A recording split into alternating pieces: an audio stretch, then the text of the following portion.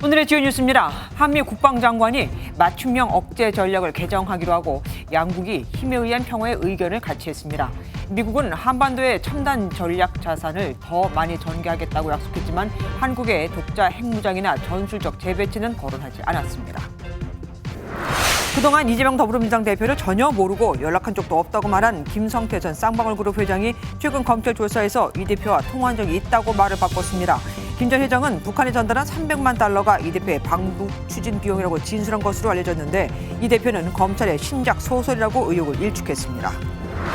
유동규 전 성남도시개발공사 본부장과 정진상 전 민주당 대표실 정무조정실장 등이 속해 있던 텔레그램 대화방에 이재명 대표가 간헐적으로 참여했다는 검찰의 진술이 나왔습니다. 측근들은 이 대화방에서 자금 대여 등 비밀 대화를 주고받은 것으로 전해졌습니다. 단독 보도합니다. 국민의힘 당대표 출마를 놓고 고심하던 유승민 전 의원이 인내하면서 때를 기다리겠다며 불출마를 선언했습니다. 당 선거관리위원회는 당대표 후보 경선 예비 경선 인원을 4명으로 확정했습니다.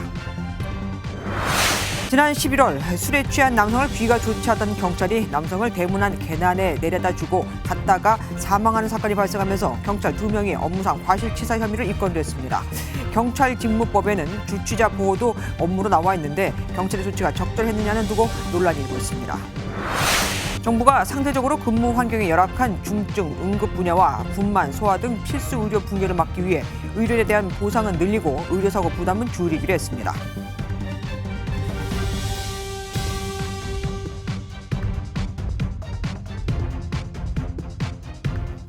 안녕하세요. 김주하입니다. 공정하고 신속한 MBN 뉴스, 유튜브를 통해서도 만나보실 수 있습니다.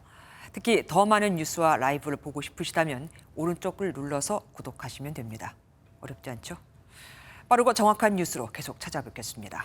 MBN 뉴스를 시청해 주신 여러분 고맙습니다.